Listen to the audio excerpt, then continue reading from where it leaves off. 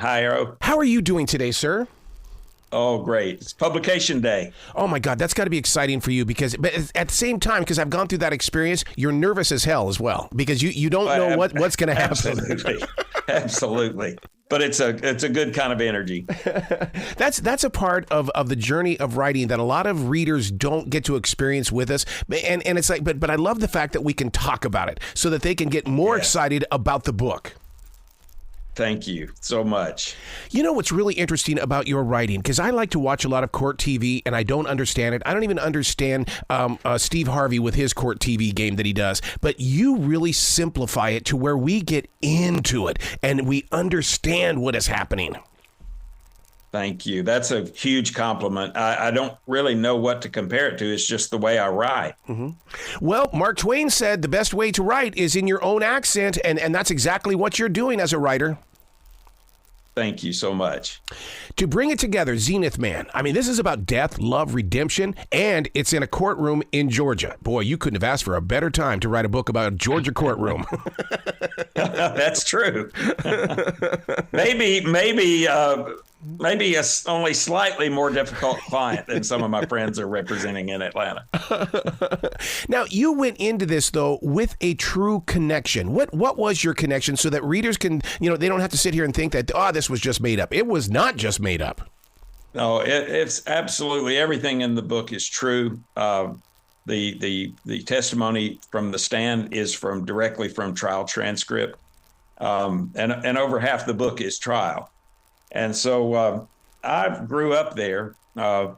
My sister went to high school with Alvin. He was always considered odd and a bit of a social outcast.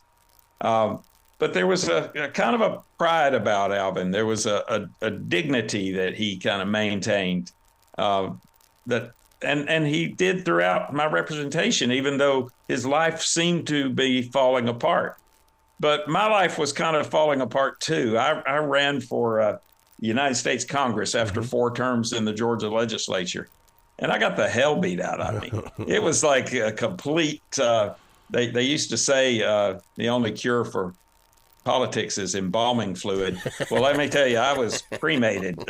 There was no chance that I was going to get back in the political world. So I was kind of lost. And suddenly this case happened. And Alvin Ridley literally was stalking me on the street. Did not know how to speak to me the first couple of times we passed, but I realized that we were meeting by design.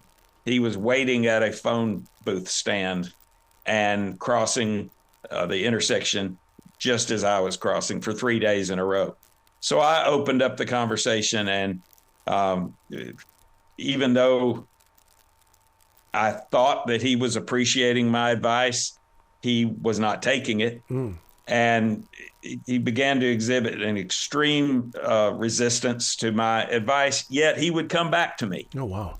And so he became an extremely difficult client, and one that I really thought about, should I be doing this really right now? And then the congressman called, the guy that had just dispatched my candidacy. And I thought, well, wow, I wonder what he's calling me for. And I pick up the phone and he says, keep Alvin Ridley away from my congressional offices. Ooh. He's scaring the ladies there. He's ordering me.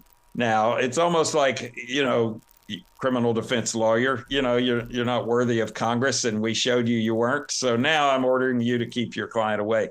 Well, that inspired me. But at the same time, I didn't want to hurt Alvin's feelings because he had this reverence for the federal government. He hated local and state government, but he always thought federal government was going to save him. So I told him, I said, look, the congressman called. He hates me so much that if you or I show up at his congressional offices, he's going to arrest everybody. And I can't afford to be arrested, Alvin. Can we just stay away from his offices? And I said, you know what? If you just go along and help me help you and stay away from his offices, when this is all over, I'll show you where he lives. Wow. And that kind of satisfied him. I had no real intention of showing him where the congressman lived, but congressman had a nice wife, nice family. I wasn't going to do that to him. I wasn't going to do that to Alvin, get him in a situation, get arrested, but I could put it off for down the road by telling him that. You know what's so funny is that the way that you just shared that, where you finally created that connection, is the way that we do it here in the South. You could have just said, well, bless your heart. And then all of a sudden it all begins, because once you open up that idea where you can get into somebody's imagination, especially here in the South, that friendship, that connection, it can go a long ways, and it has. Well, it has. Alvin and I go to lunch twice a week now. Wow. He's about to turn 82. The case was 25 years ago, but only 3 years ago, Arrow, only 3 years ago did I learn that Alvin is on the autism spectrum. I was wondering. Yeah. And that explained everything about how he was misunderstood and misjudged, and how he misunderstood and misjudged my intentions. And so it was a processing issue. And that's all autism is. It doesn't affect, Alvin is actually quite smart, mm-hmm. but his processing was different than ours or mine. I think we all plot out differently in this cosmic spectrum in some ways. For example, I'm a child of an alcoholic parent, and so a loving alcoholic parent who was never mean, but just was sad. And mm-hmm. I was always trying to micromanage the moment to where things would be smooth sailing. And I applied that to everything in my life, which was not good for relationships and marriages, and really not good for ordering Alvin Ridley around. So he and I had some great difficulties, great battles. At some point, I was so tired of hearing him wanting to talk about the county taking his van mm-hmm. that I just, in exasperation, here he is winding up with that story again. And I just say, oh, Lord, like here it comes again. Alvin thought I was praying. And he immediately stopped and bowed his head. And I thought, I can work with this. Mm. And so I immediately began to incorporate my legal advice to him in the form of prayer. Mm. And Alvin would listen very patiently to my long prayers of legal advice. And then at the end of them, he would nod his head and say, I'll think about it. Yeah. And that, to me, that was enough. It kept us from screaming at each other anymore. And it always worked. Of course, at the end of the book, I'm really praying because I didn't know if I could do enough for him. Mm-hmm. Again, we did not have the autism diagnosis. I stumbled into, just by accident, finding the evidence that I think cleared him. And that was his wife's complete unexpected journal of her life, mm-hmm. loose leaf journal. She had a condition in addition to epilepsy called hypergraphia, where she was compelled to write constantly. And it was those writings that allowed me to show the juror, this woman has not been held captive in a basement for 30 years. This woman, look, she wrote 3 U.S. presidents. She wrote all these television ministers. She wrote songs. She wrote the cast of the Waltons, this very wholesome show. She was obsessed with the actor, director, and producer Ron Howard. I introduced some of her Ron Howard writings at trial to show the jury this woman was plugged into popular culture.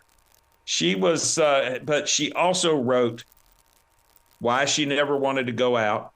She wrote about the difficulties they were having with her family. She wrote why she didn't go to her father's funeral.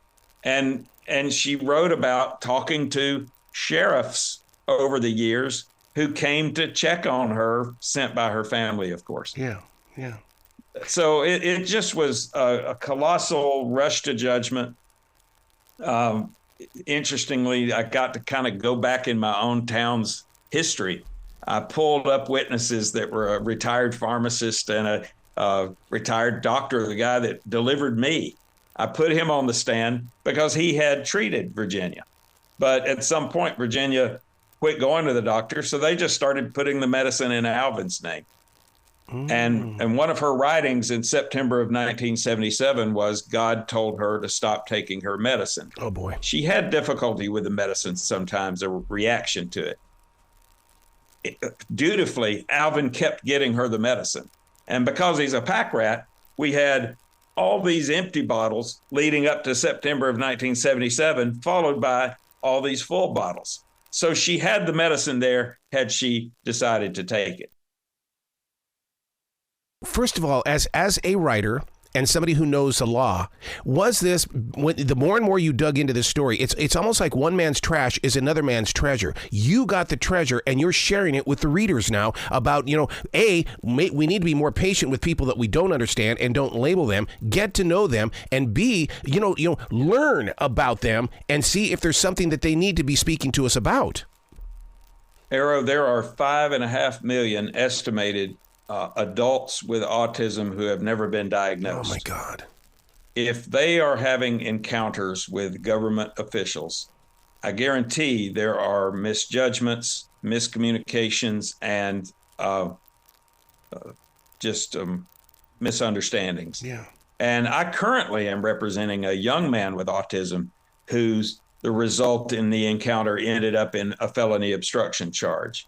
And that's usually the charge that it ends up being because of encounters with officers, because they're not understanding an order, especially if it's not given directly. The figurative speech is just another language. And I learned that after Jesus convinced Alvin to testify against my advice. And we had a word about that, but that was Alvin's right.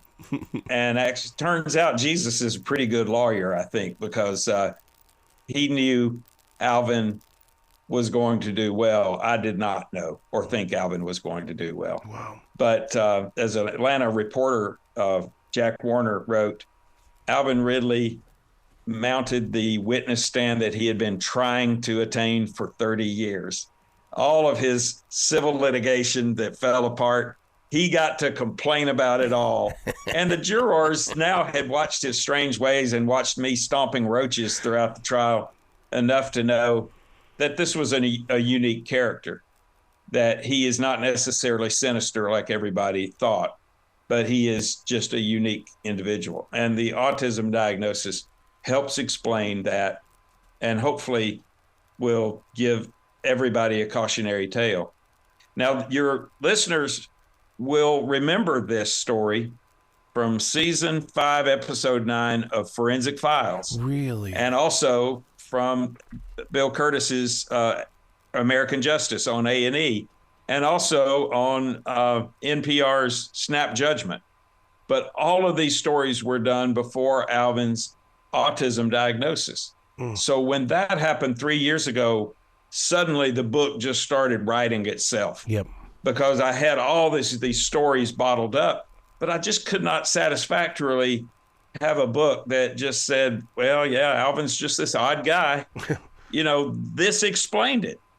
And it was a former juror that suggested that he may have autism. Wow. And I'll tell you, I've learned so much about autism. I have a great deal of respect for Alvin. He has a dignity about him, even though he doesn't like to bathe. He kind of likes to have the aura of a person who always needs your help. Mm-hmm. But tonight he's wearing a $400 suit to the Jimmy Carter Presidential Library in Atlanta for our book launch. Oh my God! He's very excited about it. He hopes he gets a couple of girlfriends, but he's obsessed with this TV show called Cheaters. Yep. And he's afraid Cheaters is going to roll up on him. You've got to come back to this show anytime in the future, McCracken. You're just down the highway from me. I'm up here in Charlotte. So if you're up here promoting that book, we got to get together and have a face-to-face. I would love to. I'll come to you. Excellent. We'll do it. We'll do it. Well, you be brilliant today, okay, sir? Hey, tell your listeners it's the Zenith Man with the kissing couple on the front, and that's Alvin in Virginia in 1965. I love it. I love it. Well, you have a brilliant day. Thank you so much, Arrow.